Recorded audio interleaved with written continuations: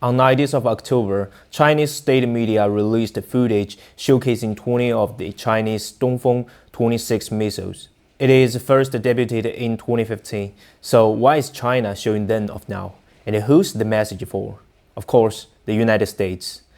In today's episode, we'll dive into how China's missile strategy could cripple US military influence in the Asia-Pacific. I'm Derek, and welcome to today's topics.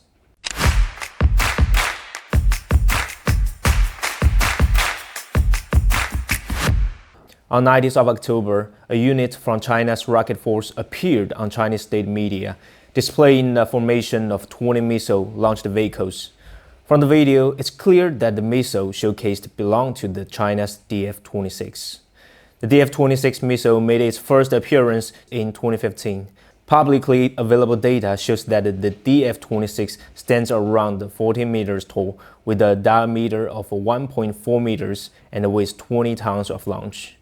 This missile can pack a single 1.8-ton warhead or split into 3 independent re-entry warheads. With a range stretching up to 5,000 kilometers, it's a mobile launch missile that doesn't rely on fixed infrastructure. Plus, it's designed for both nuclear and conventional strikes, giving it flexibility to target ground-based facilities, mobile targets, and even on-ground targets. With the DF-26 now deployed, China's military has the precision to target US bases in Guam, a capability that's earned it the nickname Guam Express or Guam Killer. In August 2020, the DF-26 grabbed worldwide attention when the Chinese military launched it from Qinghai, an inland province in northwestern China, hitting a moving target ship in the South China Sea. With this, the DF-26 has become China's new generation carrier killer, following the footsteps of the DF-21D. Recent footage from Chinese state media might point to one big detail. A DF-26 missile brigade could have up to 25 missile launch vehicles, and reports say each launch vehicle is backed by 2 dedicated missile transport vehicles, meaning each vehicle could have 3 missiles in reserve. Essentially, a DF-26 brigade might be able to launch 75 missiles in a single combat round, an immense striking force. China's ballistic missile program has come a long way over the past few decades.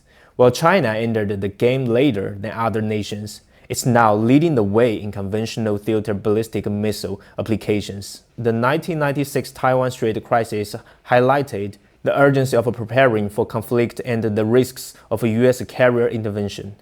U.S. air power especially could quickly step in from carriers and bases like Kadena and Guam. Historically, coastal artillery has stood up well against naval guns, but the mobile warships have the advantage of choosing when and where to strike. The DF-21D, however, flips this dynamic, making it possible to hit ships within reach of shore-based artillery, challenging the Navy's mobility advantage. From the outset, the U.S. Navy has taken China's DF-21D's anti-ship potential seriously.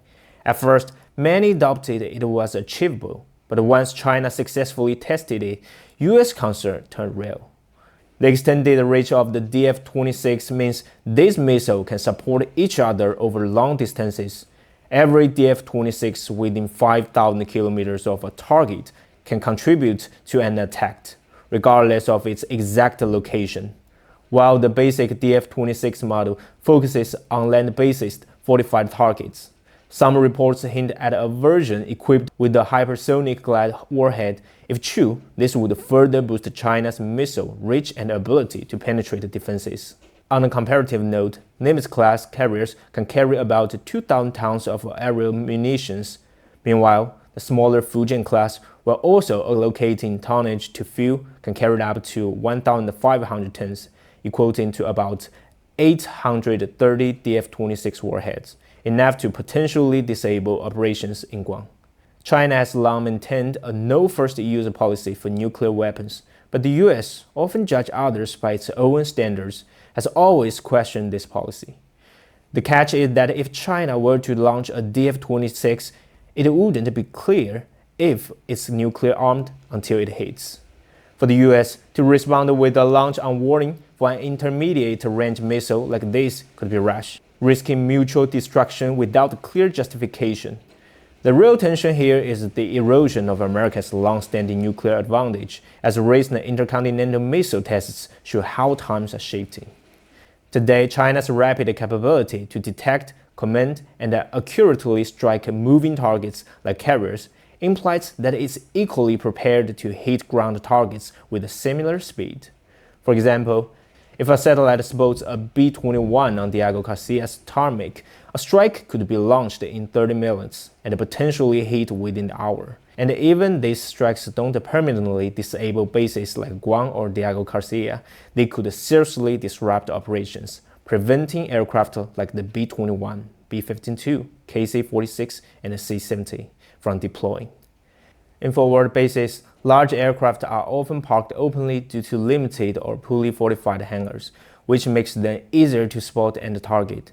Civilian SAR satellites, which less precise than military-grade ones, are still good enough to detect these large aircraft in open areas, especially during wartime. The ballistic missile threat isn't new, but even with advanced anti-missile systems, intercepting a single medium-range missile is still challenging.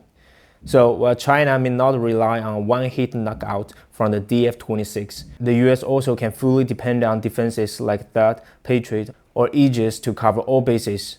The vulnerability is real, especially with the THAAD and the Patriot systems being high-priority targets. This raises concerns about Guam's defenses network's ability to withstand a massive attack.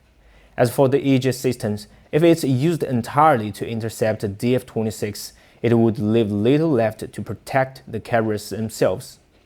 Since World War II, US military strategy has depended on air dominance and secure rear bases.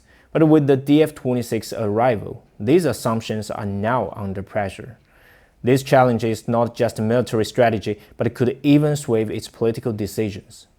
With the integration of advanced automated and digital command and control systems that streamline every stage from reconnaissance to strike, it's the swift, precise, and unified recon strike chain unseen in the footage that truly concerns the US.